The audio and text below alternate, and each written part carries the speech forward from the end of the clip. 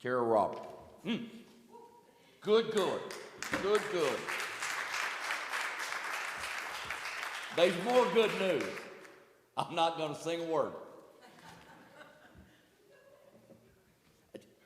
I told Daniel, I said, I need a lapel mic so I can get out and move around. And we don't have one, so I'm kind of tethered to the altar. I get nervous when I see a podium and a microphone. I feel like I ought to give my sobriety birthday, but that's not why we're here. Happy Father's Day to everybody. I mean it. Y'all are wonderful, and there is absolutely zero chance I'm going to get through this without crying. Zero. I've been doing this for 3 or 4 days, and there's there's nothing in my life that's more important to me than my Heavenly Father, the fact that I am the father of 2 pretty fair kids, and my favorite topic, for anybody that knows me, and Shannon and Jeremy can tell you this, my favorite topic's my dad. So I'm going to do the best I can. First of all, what I'm going to do is I'm going to read you a little bit from the absolute infallible Word of God, and he talks a lot about what a father is, what a father does, and what a father should be. In Psalm 46:1, a father protects us. God is our refuge, our strength, and ever-present help in trouble. Therefore we will not fear, though the earth give way and the mountains fall into the heart of the sea, though its waters roar and foam and the mountains quake with their swaying. We will not fear.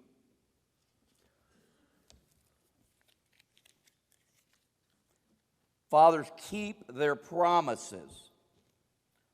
Psalm 145:13. And as I read these, I just think about my dad and the things that he did. And he was a remarkable man. And as I read this, I think about him. Your kingdom is an everlasting kingdom, and your dominion endures through all generations. The Lord is faithful in all his promises and loving towards all he has made. And that's it. Enough said. I want to read, and this is probably the one that hits me the most. A father looks for us when we are lost. Ezekiel 34:11 through 16.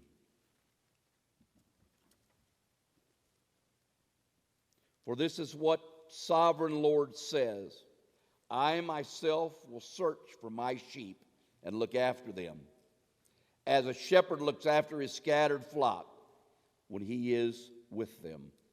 So will I look after my sheep. I will rescue them from all places where they are scattered. On the day of the clouds and darkness, I will bring them out from the nations, gather them from their countries, and I will bring them into their own land. I will pasture them in my land.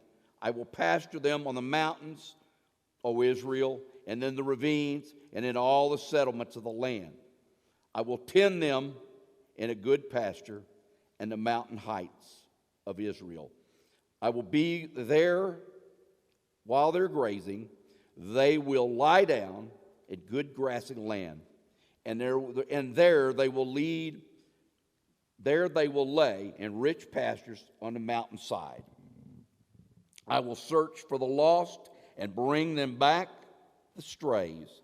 I will bind up the injured, strengthen the weak, but the sleek and the strong I will destroy. I will shepherd the flock in justice. I love that. All right. Good Father will teach us from Psalm 32:8.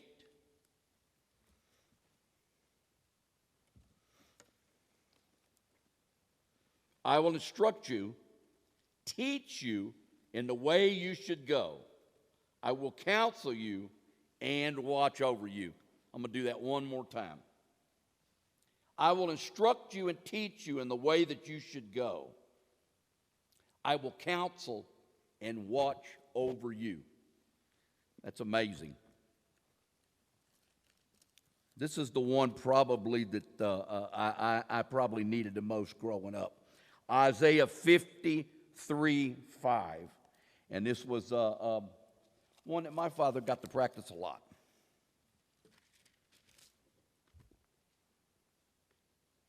But he was pierced for our transgressions. He was crushed for our iniquities. The punishment that brought us peace was upon him, and by his wounds we are healed.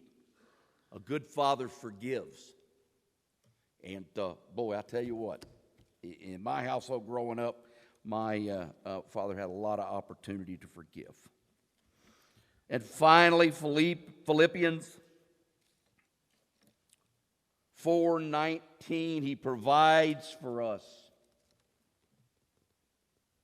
And my God will meet all your needs according to his glorious riches in Christ Jesus. As I went through these things and I thought about what I was going to talk about today, and it's a great day. I mean, it is probably the thing I'm most proud of in my life, are my two kids, and it's really funny. Jeremy's here today.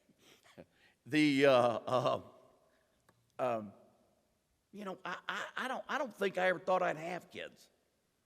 I mean, that wasn't something I gave a lot of thought to. And our first Ty, it was, some people say, it just came naturally to me. I don't know.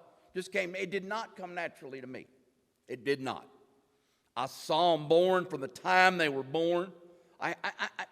When Ty was being born, I'm going to say 20 people were there.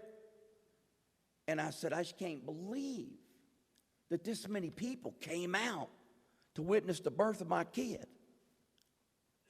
Oh, we didn't, Stu. We came out to render first aid. We didn't think you were going to make it through the birth of the kid. And I thought, well, and I mean, I was shaking bad during this time. When they brought the baby out, I had to sit down. And when I watched Jeremy, he's got 4 kids, him and Shannon, under 16. And it's just pretty natural with the kids. I can remember the first time, and I know I'm overprotective, and I know Sarah wasn't any walk in the park either. But I can remember her going to Dallas one time. Ty was walking and stuff, but he was mainly holding on to stuff. And I said, no, I don't know about how long you gonna be gone. I'm gonna be back Sunday.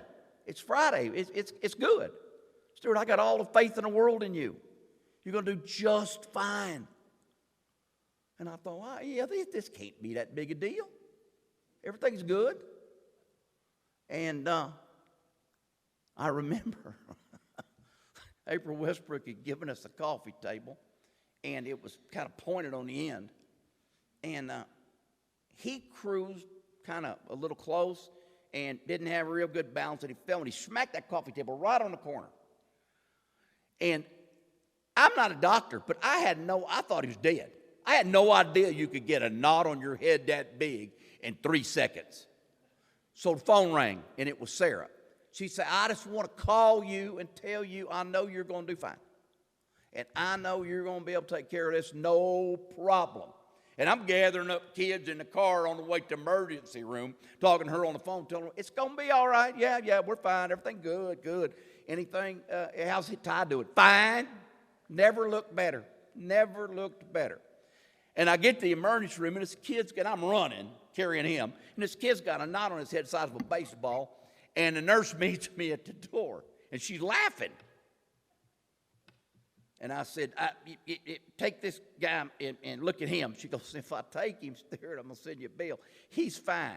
Go home, put some ice on it, stay up with him tonight, and make sure that he, he's awake and that everything's fine. He doesn't have a concussion. These are things to look for. He's going to be fine. It really, really is not as bad as it looks. And you know what? God just brought us through that just miraculously. I got honest with Sarah later, but I didn't want to ruin the trip.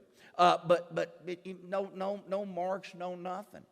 And Ty was a little booger. I remember the last time Sarah was out of town again. She out of town a lot. And I walked in the den, and his nose was bleeding all over the floor. And I said, this is no good. I mean, everywhere. So I'm looking at him. I said, are you okay? He said, huh? I said, why are you bleeding? And he opened up his hand. He had a handful of Skittles. He had shoved them up his nose. So I'm looking up his nose thinking, I can't get those out. There's no way. So I called Reddy on the phone. I said, I'm on the way. So I ran down there, and Reddy comes out. And he's got these long deals, and he reaches up there, pulls them out. I said, how many did you get up there? He said, 3. He said, but it's a little nose. And I said, you do this a lot? 2 or 3 times a day. And it's always the father who's got the kid. How are you? I said, I'm a wreck. I said, last time she went out of town, he got a concussion or hit himself. And he said, well, so being a father to me was a really, really growing experience. And I can remember times when Sarah would say, look, I've got an appointment at the office. I'm not going to be back there as soon as I thought, and I need you to give him a bath. And she said more than 70% of the time she'd come home, he'd still have soap in his hair, and it was matted together. And I said, well, he doesn't hold still much. And even with all that, and Tanner, I'm not going to tell the grocery store story again because that's too shocking. But anyway, both my kids, I lived through them, and I think they lived through it, and we're all better for it. The other thing I thought about when I came in here is I've had a lot of fathers since I moved here. When I moved here, I was a child. I was 23 years old when I moved here. I didn't know anybody, didn't know anything about running a program, didn't know anything about raising money. I didn't know anything about anybody. And I walked in this church, and I mean to tell you, people grabbed a hold of me, and it was their personal mission to make sure I was successful. And they spent time with me, and they talked to me, and they told me what to do. And poor Ben Alexander, I just thought he was just going to leave town, not tell anybody where he went. I was with him, and poor Maddox, he was a wreck having to deal with me. But we lived through it, and I grew through it. And, I had a chance to talk with Paul last week, and it brought back a lot of things. I mean, this church has absolutely been the thing that has brought me closer to God than anything I've ever done. And it's not been a terrific preaching, and it's not been the glorious singing, and it's not. Those are all nice, but that's not what's done it. It's been the people in this room bending over backwards every time something happened. I can remember we were here 3 years. 3 years. And I mean, oil went to $5.70, $6.80, $7 a barrel. And I went, oh. That's the first time I learned about the correlation between raising money and the price of oil. We didn't have any money. So I called Buddy Westbrook. I said, a little short. He goes, let me call the man. I said, okay. He said, so he called Cecil Brown. And Cecil says, that's okay. We'll be fine. He said, let's have a meeting at my office. And I walked in that meeting, and everybody was there. Standing room only. Everybody. And meeting lasted about 20 minutes. The next day, problem taken care of. I called everybody, told them thank you very much. Oh, we were happy to do it. Don't think another thing about it. Good luck with your work. If you need anything else, give us a call. And that's the town we lived in. We still live in it. This church has absolutely, I don't know if Padap could have made it any other place. I truly don't. And the people in here that have been fathers to me, of which there are dozens. Every father, I think about that. Because I was absolutely, and Sarah was absolutely, we were absolutely kids when we walked in this building. So I think of those people in my life today. The biggest deal today, other than the fact that God's done all this for me, a huge part of this deal is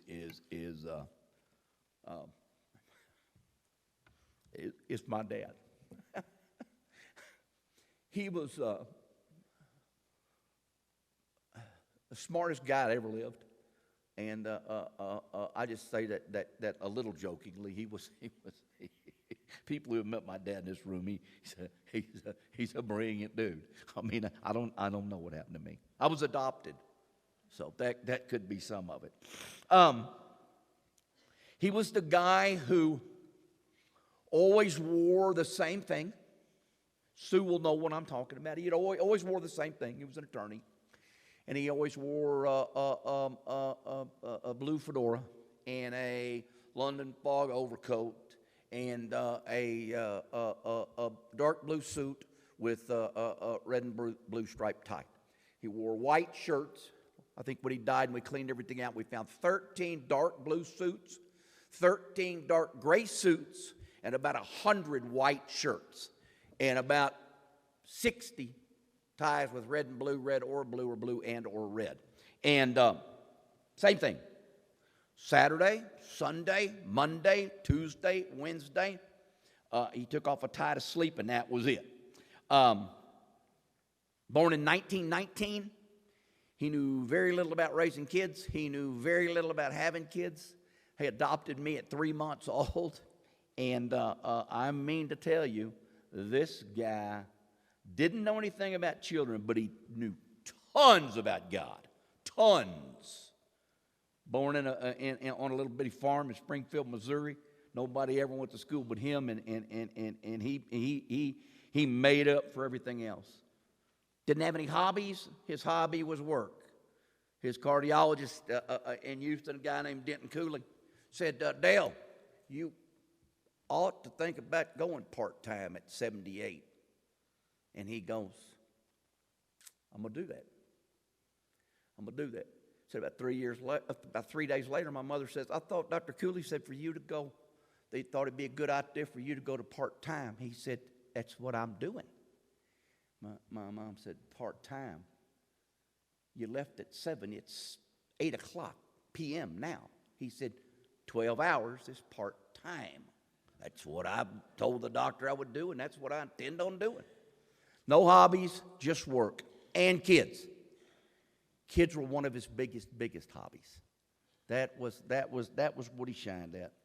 He never hunted, but he took me hunting. Every time I breathed, I might want to go. Didn't own any guns, but anytime I wanted one just showed up. He was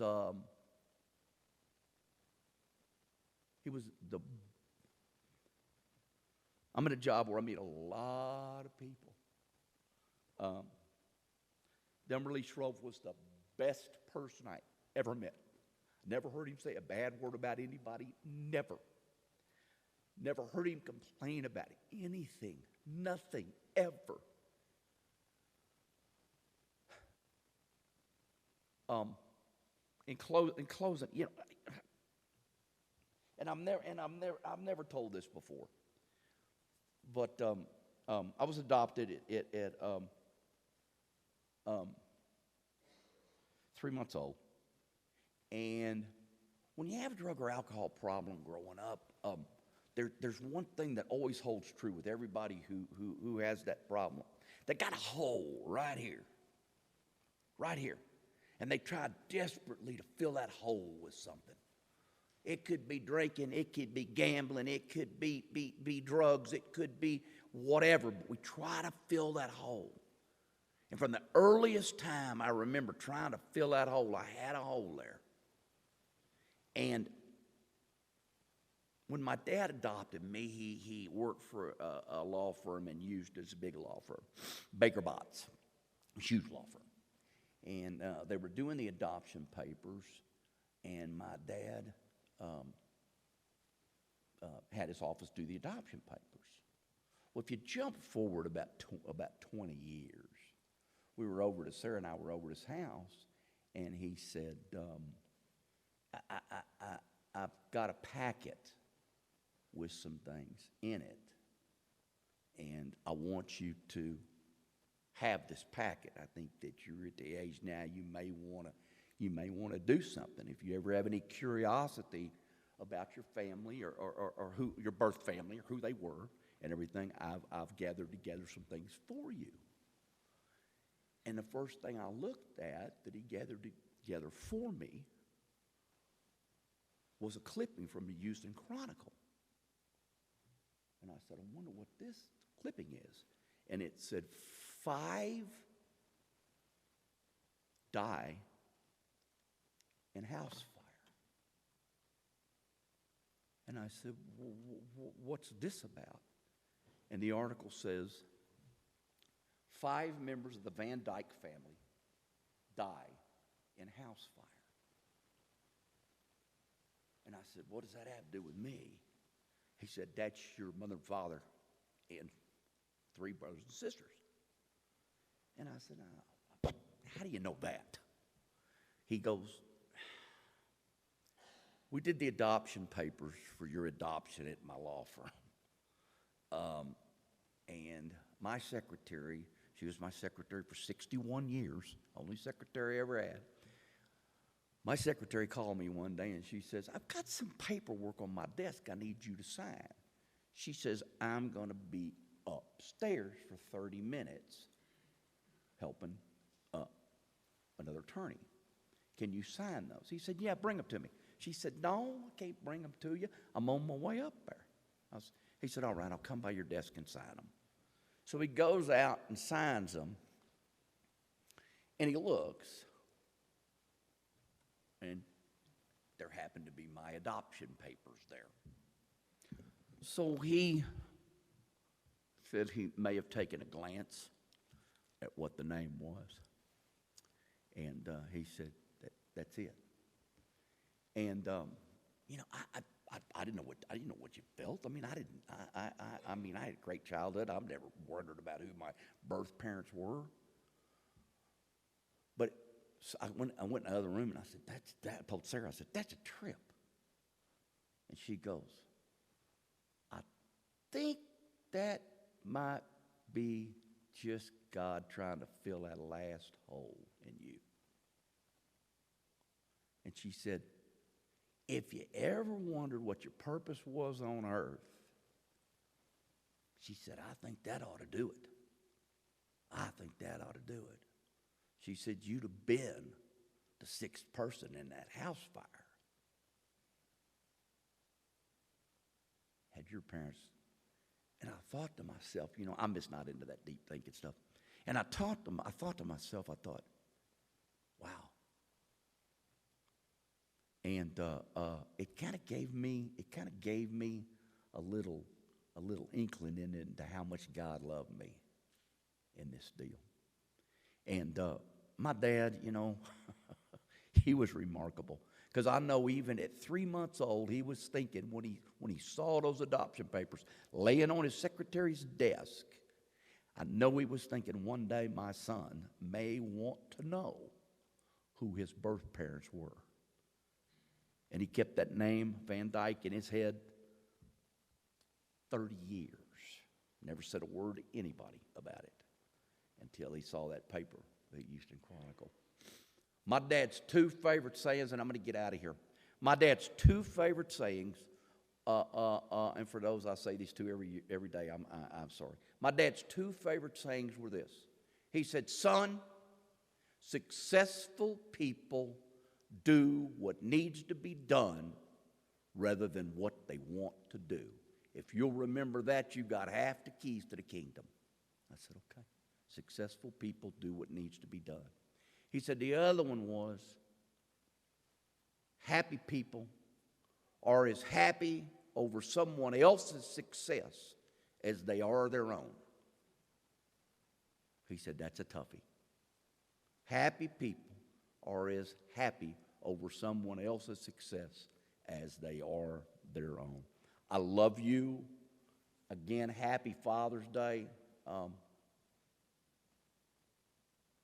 Every day ought to be Father's Day and Mother's Day, and every day is God's day, and this is no exception. Go out and have fun with Dad, and don't forget who a real dad is. And I love each and every one of you. Thank you. Hold on, I got my paper here.